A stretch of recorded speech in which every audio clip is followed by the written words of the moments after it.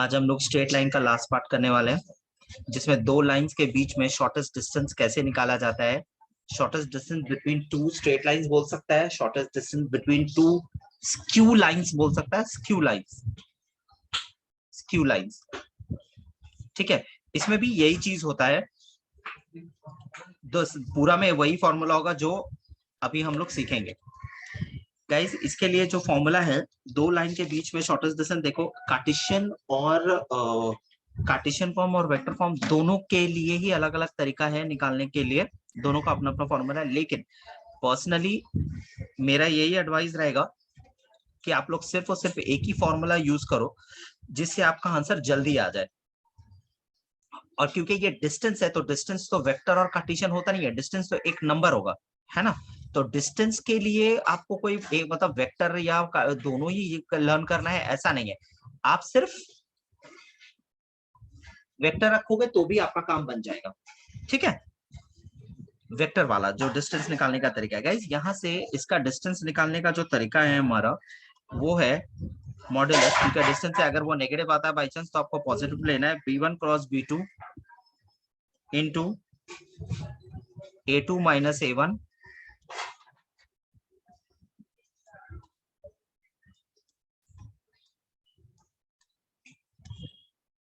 ठीक है, ये है फॉर्मूला। जहां से क्वेश्चन से ही आपको a1 a2 b1 b2 सब कुछ दिख जाएगा। अब आप लोग ये बताओ कि आप लोग क्या जानते हो b1 क्रॉस b2 कैसे निकालते हैं।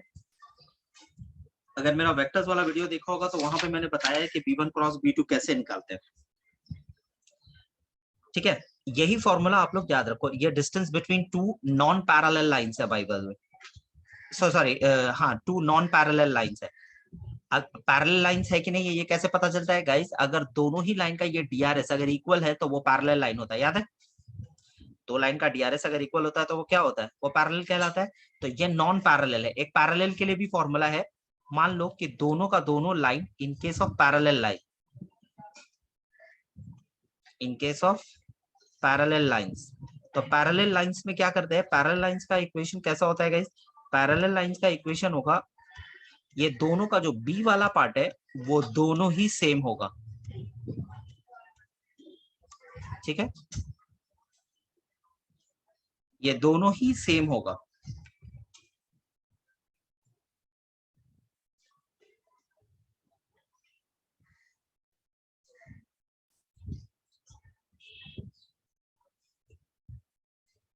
ठीक है, ये दोनों ही सेम होगा।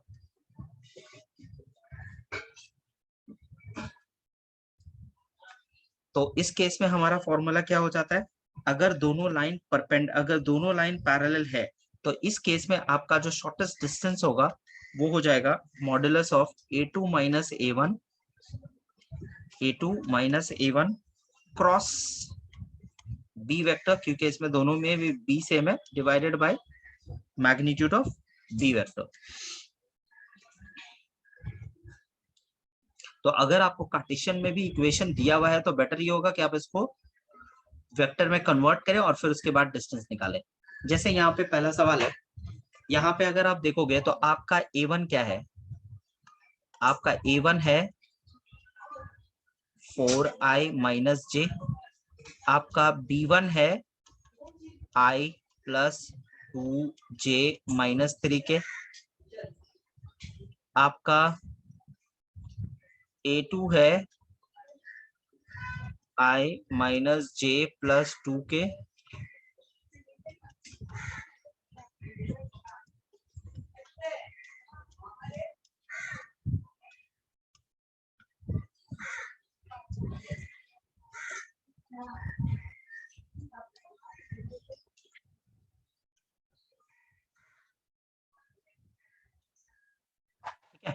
तो जो फॉर्मूला है हमारा guys, s g is equal to modulus of a2 minus a1 dot b1 cross b2, उल्टा लिखा क्या, डॉट प्रोडक्ट में तो कोई प्रॉब्लम नहीं है, अगर वो वैसे भी लिखते हैं तो भी चलेगा। b1 cross b2 into a2 minus a1 divided by modulus of B1 cross B2। ठीक है, तो अब गाइज हम लोगों को सबसे A2 माइनस A1 निकालना है। A2 माइनस A1 चाहिए, तो A2 माइनस A1 आप कैसे निकालोगे? A2 माइनस A1 तो आसान है, ये आप निकाल दोगे -3i, है ना, प्लस 0j, और ये प्लस 2k, ये होगा।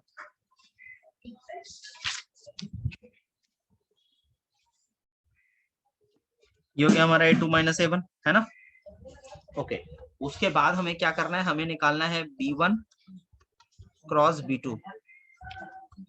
तो B1 क्रॉस B2 के कैसे निकालते गाइस, देखो याद है कि नहीं आप लोगों को, लेकिन फिर भी हम एक बार फिर से कर दे रहे। B1 क्रॉस B2 निकले के लिए अगर आप B1 और B2 को देखोगे, पहला रो होगा IJ के, दूसरा रो क्या होगा, दूसरा रो जो होगा वो आपका B1 का कोएफिशिएंट होगा 1 2 -3। IJK का जो कोएफिशिएंट है वो B1 वाला कोएफिशिएंट पहले लिखना है, क्योंकि आपने B1 को पहले लिखा है यहाँ पे। उसके बाद क्या है B2, B2 का IJ का कोएफिशिएंट क्या है 2 4 -5। ठीक है, अब उसके बाद एक्सपैंड करेंगे, डिटर्मिनेंट एक्सपैंड करने का जो नॉर्मल तरीका है हमारा, प्लस माइनस प्लस करके गए, उसी से एक्सपैंड होगा।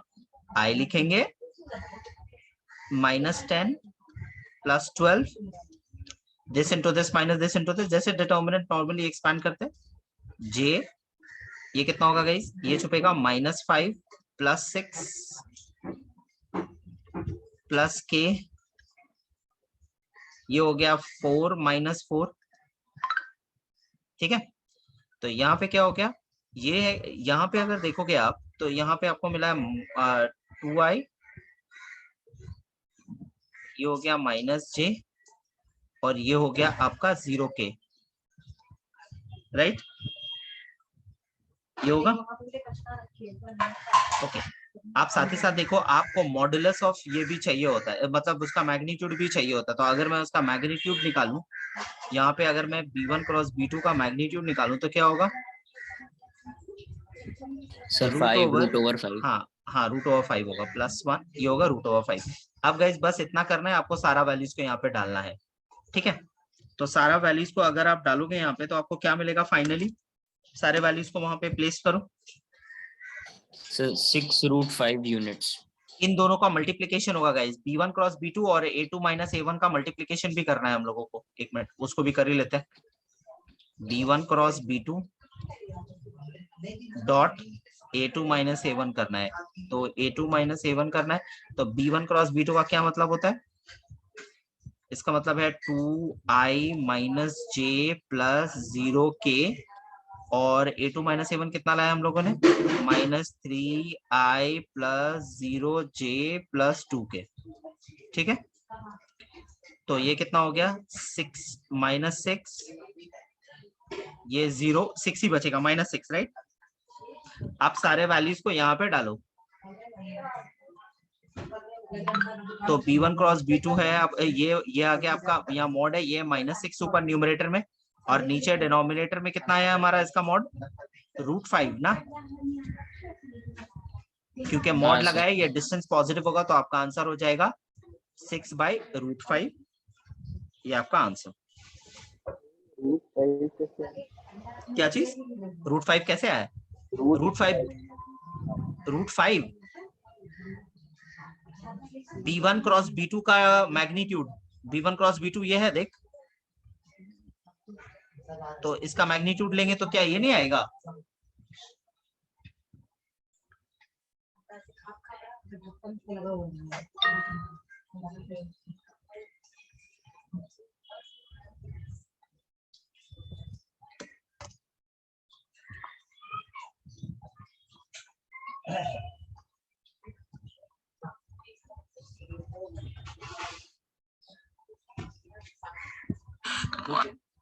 ठीक है, ये क्लियर है।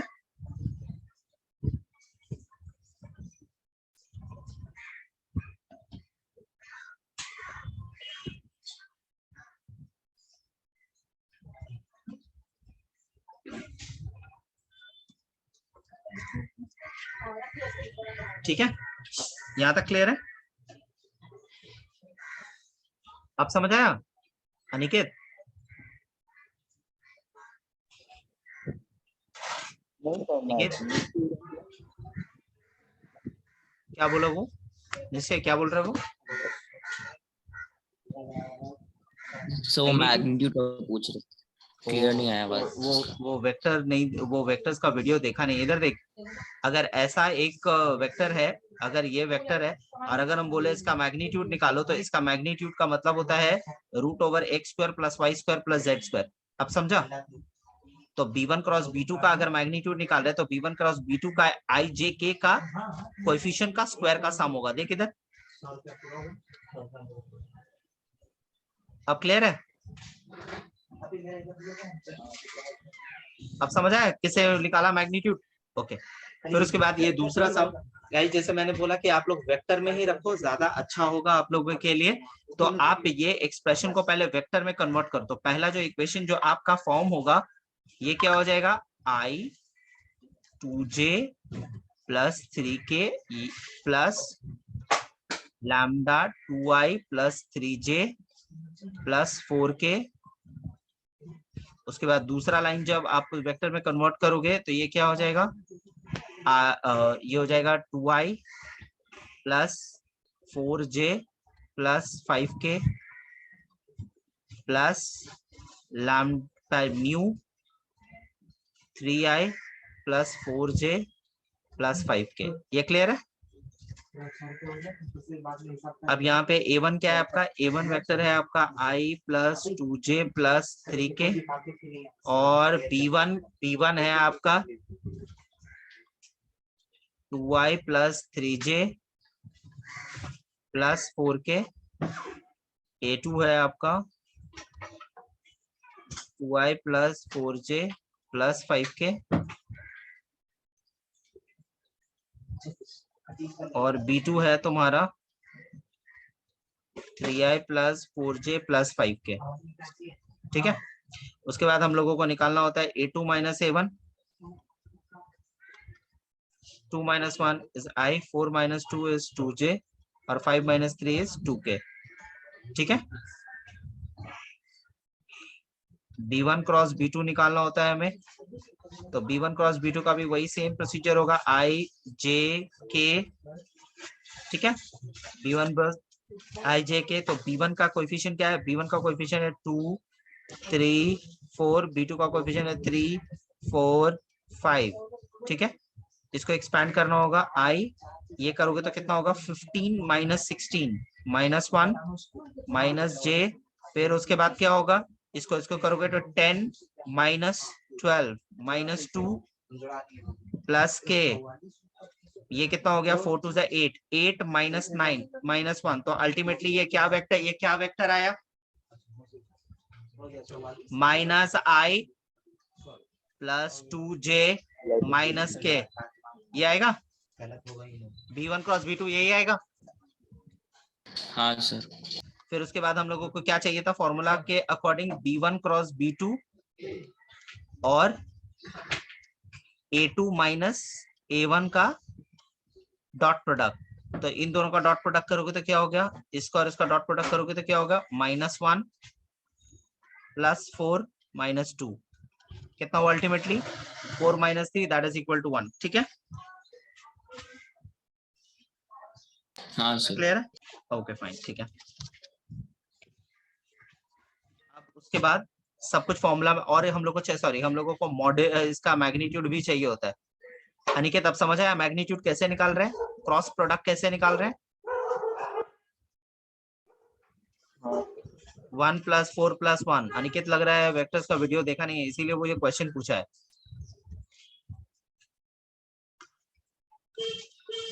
तो ये हो गया b1 cross b2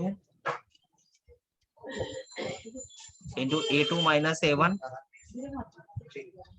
divided by mod of b1 cross b2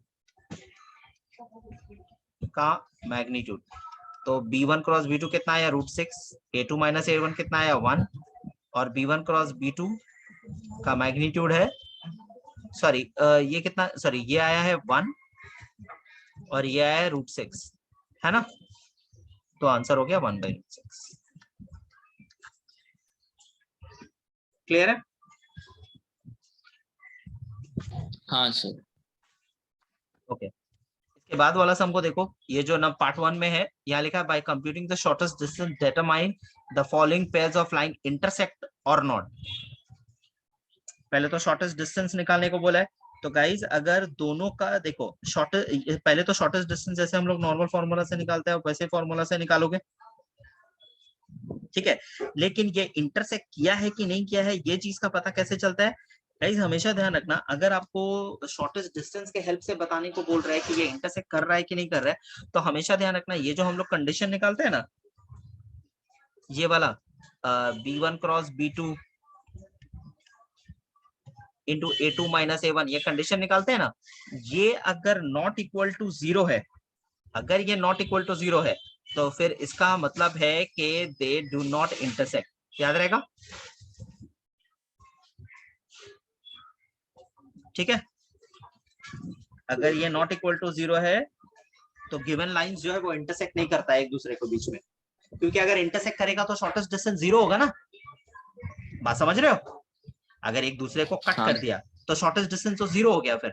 लेकिन अगर ये इंटरसेक्ट नहीं किया तो ये नॉट इक्वल टू 0 होगा। और ये नॉट इक्वल टू 0 क्यों है? क्योंकि देखो फॉर्मूला जो हमारा है वो है B1 cross B2 dot A2 minus A1 divided by B1 cross B2, ठीक है। तो अगर न्यूमरेटर वाला पार्ट नॉट इक्वल टू 0 होगा तभी तो ये पूरा चीज नॉट इक्वल टू 0 होगा। अगर न्यूमरेटर वाला पार्ट ही 0 हो जाएगा तो तब तो शॉर्टेस्ट डिस्टेंस 0 हो जाएगा। बात समझ रहे हो?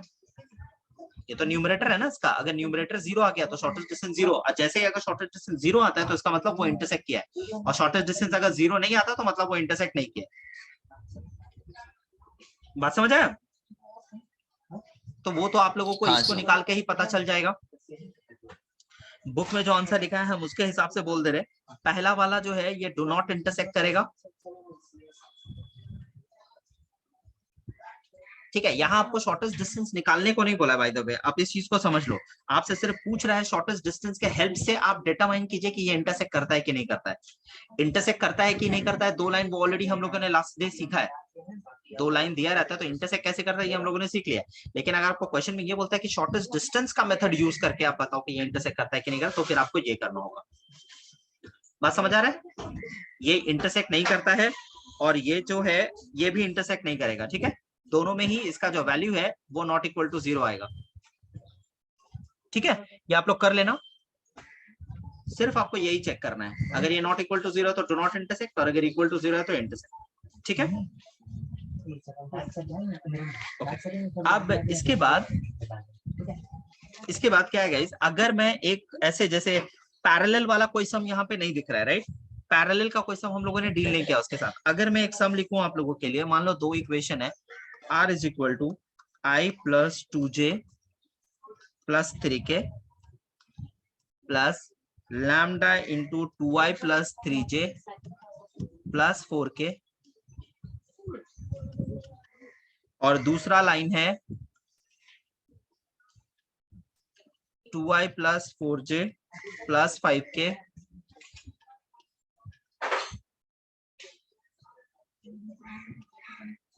4i plus 6j plus 8k। सबसे पहली चीज आपको देख के ये समझना पड़ेगा कि क्या इन दोनों का डीआरएस सेम है। गाइज अगर आप ध्यान से देखोगे इसका जो डीआरएस है 2 3 4 है, और गाइज यहाँ पे अगर मैं इसको कॉपी करूं और यहाँ से अगर मैं 2 को कॉमन ले लूं तो क्या इसका डीआरएस सेम होगा? हाँ या ना?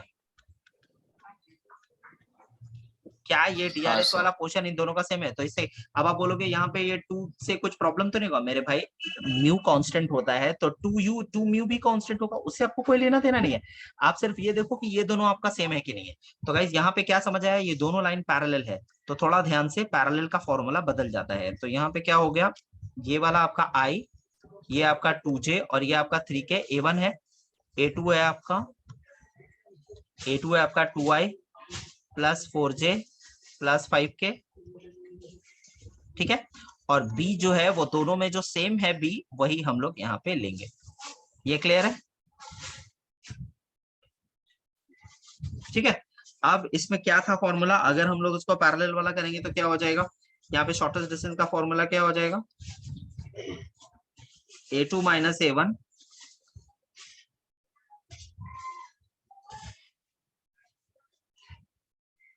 Divided by a2 minus a1 निकालेंगे पहले। a2 माइनस a1 या 2 minus i 4 minus 2 2j 5 minus 3 2j 2k।